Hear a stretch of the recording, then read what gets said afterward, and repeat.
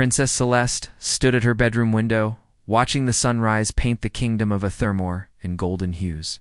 Her reflection showed a beautiful young woman with flowing auburn hair and emerald eyes. But she knew this peaceful morning would soon turn into her daily nightmare. The curse had started 6 months ago on her 18th birthday. Without warning, her body would shift and change, growing scales instead of skin, wings instead of arms, and breathing fire instead of words.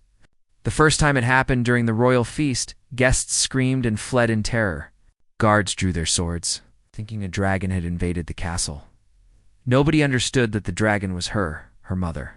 Queen Seraphina had tried everything. Royal healers, ancient wizards, and traveling mystics all failed to break the spell. The kingdom's people, once loving toward their princess, now whispered fearfully in the streets. They called her cursed, dangerous, a monster wearing a princess's face. The transformation always came without warning, triggered by strong emotions. Yesterday, a small child in the market had smiled at her, and Celeste felt such joy that scales began appearing on her hands. The child's mother grabbed her baby and ran, screaming about the dragon princess. Today felt different, though. The air seemed thick with magic, and Celeste sensed something approaching. She had learned to trust these feelings since the curse began. A commotion outside drew her attention. Through her window, she saw Captain Roderick leading a group of armored hunters toward the castle. These were not ordinary soldiers, but dragon hunters, equipped with silver nets and enchanted weapons. Fear shot through her heart, and immediately she felt the familiar burning sensation. Her skin began to shimmer and change. Panic made it worse. Within moments, Princess Celeste had transformed into a magnificent golden dragon, her massive form filling the royal chamber. The hunters burst through her door just as her transformation completed. "There she is," Captain Roderick shouted. "The dragon that has been terrorizing our kingdom." But Celeste was not terrorizing anyone. She was a frightened young woman trapped in a dragon's body, unable to speak or explain. When they threw their silver nets, she had no choice but to break through the castle wall and fly away. Her powerful wings carried her toward the Whispering Woods, a dark forest where few humans dared to venture. Tears that turned to steam fell from her dragon eyes as she realized she could never return home. The kingdom she loved now hunted her like a common beast. The woods below seemed to call to her, offering shelter among ancient trees that had stood for thousands of years. She landed in a small clearing beside a crystal stream, her dragon form collapsing with exhaustion. As night fell, strange sounds echoed through the forest. Celeste remained in her dragon form, unable to shift back when stressed or afraid. She had learned that strong emotions locked her in whatever shape she held. Rustling in the bushes made her raise her great head. Glowing red eyes appeared in the darkness, followed by a massive shadow that seemed to absorb the moonlight itself. Celeste had heard stories of the shadow monsters that lived in these woods, creatures of pure darkness that fed on fear. The shadow creature stepped into the clearing, revealing a form that was both terrifying and strangely beautiful. It stood like a man but was made of living darkness, with silver markings that gleamed across its form like stars. Its red eyes held intelligence and something else Celeste had not expected to see. Sadness, the creature, whose name was Grimm, had lived in these woods for over a century. Like Celeste, he was misunderstood by the outside world. Humans saw his dark form and assumed he was evil, but Grimm had never harmed an innocent soul. He fed on negative emotions like fear and anger, which actually helped cleanse them from the forest. When Grimm saw the golden dragon weeping by the stream, he recognized a kindred spirit, another being rejected by the world for their appearance rather than their heart. Carefully, Grimm approached the dragon. His voice was deep and resonant, like distant thunder. "You are not what they say you are," he spoke gently. "I can sense your true nature." Frightened one, Celeste was amazed. No one had spoken to her with such kindness since her curse began. She could not respond with words in her dragon form, but her eyes showed gratitude. Grimm settled beside the stream, maintaining a respectful distance. "I know what it means to be feared for what you look like instead of who you are," he continued. "These woods have been my home because the outside world cannot see past the darkness of my form. As if understanding his loneliness, Celeste moved closer. Her dragon instincts told her that this shadow creature meant no harm. In fact, she felt safer in his presence than she had in weeks. The sound of hunting horns echoed through the forest. Captain Roderick and his men had followed her trail. Grimm immediately stood, his form growing larger and more intimidating. "They will not harm you while I am here," he declared. The shadow around him deepened, creating a barrier of darkness that would confuse and disorient the hunters. For the first time since her curse began, Princess Celeste felt protected. This monster that others feared was showing her more kindness than her own people had. As the hunting party grew, lost in Grimm's shadows, and eventually retreated, she realized that perhaps she had found the first friend, who could accept her exactly as she was. When dawn approached, and her emotions finally calmed, Celeste transformed back into her human form. Grimm respectfully turned away to give her privacy as she appeared in her torn princess gown. "Q," she whispered, her first words to him. "You saved me." Grimm turned back, and Celeste saw something beautiful happen. When he looked at her, his red eyes softened with warmth, and the silver markings on his dark form began to glow more brightly. Perhaps he said quietly, "We have saved each other." The Whispering Woods became Celeste's sanctuary over the following weeks. Hidden deep within the ancient forest, she discovered caves behind waterfalls and clearings where wildflowers bloomed in impossible colors. Most importantly, she found peace in Grimm's company. Every morning, Grimm would appear at the edge of her chosen clearing, like a guardian made of starlight and shadow. He brought her fresh water in vessels carved from crystal and fruits that grew only in the deepest parts of the forest. His presence had a calming effect that helped Celeste control her transformations. "Tell me about your world," Celeste asked one afternoon, as they sat beside a pool filled with luminescent fish. She had remained in human form for 3 days straight, the longest since her curse began.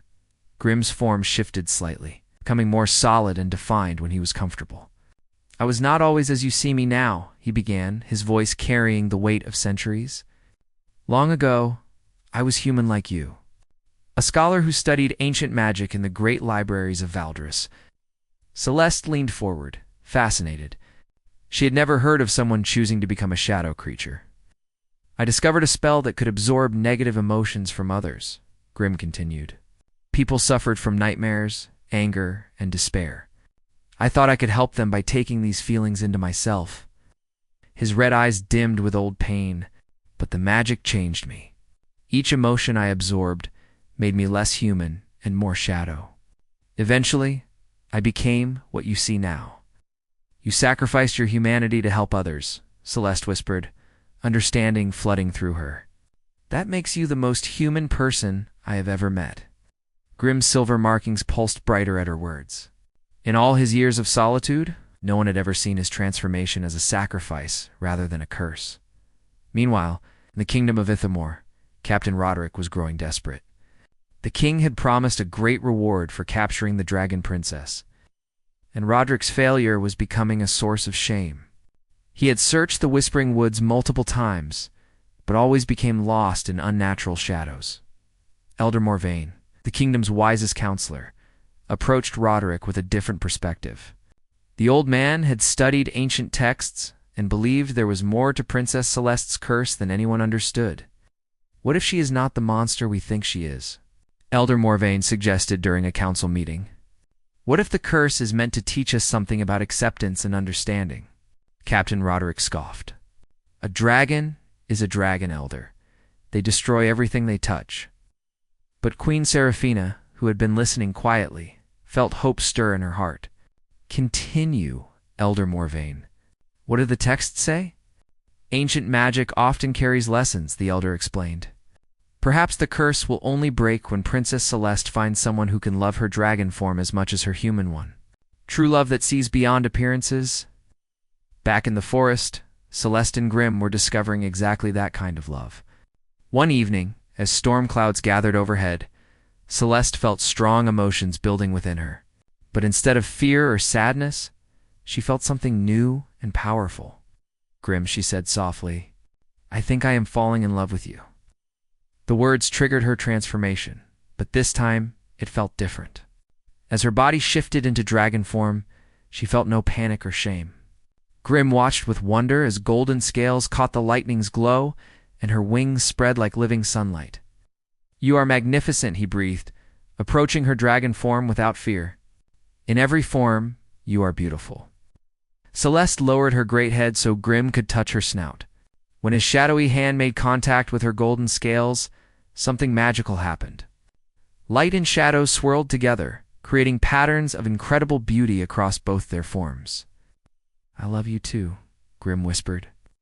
"Your heart shines brighter than any light I have ever seen." But their moment of happiness was interrupted by the sound of approaching horses. Captain Roderick had returned with a larger force. "Determined to capture Celeste, no matter the cost. It found us," Celeste said, her dragon voice rumbling like distant thunder. Grimm stood protectively in front of her, his form expanding into a wall of living darkness. "I will not let them take you. I will not let them hurt you," Celeste replied, her golden fire beginning to glow in her throat. For the first time since receiving her curse, Princess Celeste was ready to fight back. Not as a monster, but as a woman defending the one she loved. The forest itself seemed to respond to their combined power, with shadows and light dancing together in preparation for the battle to come. As Captain Roderick and his men entered the clearing, they stopped in amazement. Before them stood a golden dragon and a shadow creature, but instead of appearing monstrous, they looked like two halves of a perfect whole. Light and darkness, fire and shadow, protection and strength. "By the ancient gods," one soldier whispered, "they are not fighting each other. They are protecting each other." Aethermoor, who had secretly followed the hunting party, stepped forward with tears in his eyes. He had studied enough ancient magic to recognize what he was seeing. "Captain Roderick," he called out, "lower your weapons. We are witnessing something that has not been seen for 1,000 years. True love between cursed souls." The standoff in the clearing lasted only moments, but those moments changed everything. Captain Roderick, seeing the protective stance of both creatures and hearing Aethermoor's words, slowly lowered his sword. "This is not what we expected to find," he admitted, his voice filled with confusion and wonder. Grimm's shadowy form remained alert, ready to defend Celeste, but she could sense a shift in the atmosphere. These humans were not here to attack. They were here to witness something extraordinary. Aethermoor stepped closer, his aged eyes studying the swirling patterns of light and shadow that surrounded the two lovers. "Princess Celeste," he called gently, "your mother sent me to find you. She has been searching through ancient prophecies, trying to understand your curse." At the mention of her mother, Celeste felt her dragon form begin to shift. The strong emotions of love and hope she felt for Grimm seemed to give her more control over her transformations. Slowly, she changed back into her human form, though golden scales still shimmered along her arms like jewelry. "My mother?" Celeste asked, hope clear in her voice. "Queen Seraphina never stopped believing that you were still her daughter. Regardless of your curse," Aethermoor explained, "she has discovered something important about the magic that binds you." Grimm moved closer to Celeste, his hand finding hers, where their fingers touched. Light and shadow continued to dance together in beautiful patterns. Aethermoor noticed this immediately. "Extraordinary," he breathed. "The curse is already beginning to break. Look at how your magic combines rather than conflicts." Captain Roderick and his men watched in amazement as the patterns of light and shadow grew stronger, spreading outward from the couple like ripples in a pond. "What does this mean?" Celeste asked. Means came a new voice from the edge of the clearing. "That love has found a way." Everyone turned to see Queen Seraphina approaching, accompanied by a figure that glowed with pure white light. The Oracle of Light, one of the most powerful beings in all the realms, had come to witness this moment. Celeste ran to her mother, tears streaming down her face. Queen Seraphina embraced her daughter tightly, not caring about the scales that still adorned her skin. "My darling girl," the queen whispered. "I knew you would find your way back to us." The Oracle of Light approached Grimm, who instinctively stepped back. Beings of pure light and creatures of shadow were traditionally enemies. "Do not fear me, noble Grimm," the oracle said, her voice like silver bells. Your sacrifice and love have impressed even the highest powers. You chose to become darkness so that others might find light. Grimm bowed respectfully. I seek no reward for my choices. Which is exactly why you deserve one, the oracle replied with a smile. She turned to address both Celeste and Grimm. Your love for each other has created something new in this world. A balance between light and shadow that has not existed for millennia. The oracle raised her hands, and pure white light began to flow from her fingertips.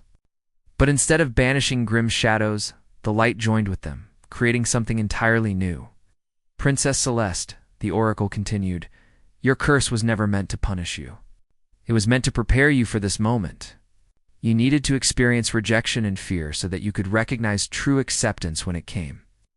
And Grimm, she turned to the shadow creature, your centuries of solitude were not meaningless. They taught you patience and compassion that few beings possess. The light from the oracle's hands enveloped both lovers. Celeste felt her curse shifting and changing but not disappearing. Instead, it was transforming into something beautiful. When the light faded, Celeste stood before them with the ability to control her dragon form completely. She could shift at will, and her dragon form was now even more magnificent. With scales that shifted between gold and silver like captured starlight, Grimm underwent an even more dramatic change. While he retained his shadow nature, he now had the ability to take human form as well. The human form that emerged was handsome and strong, with silver hair and eyes that held the wisdom of ages. You have both been given the gift of choice, the oracle explained. Celeste, you can be human or dragon as your heart desires. Grimm, you can be shadow or human as situations require. But most importantly, you can be together. Queen Seraphina stepped forward, tears of joy in her eyes. Princess Celeste, will you return to Aethermoor?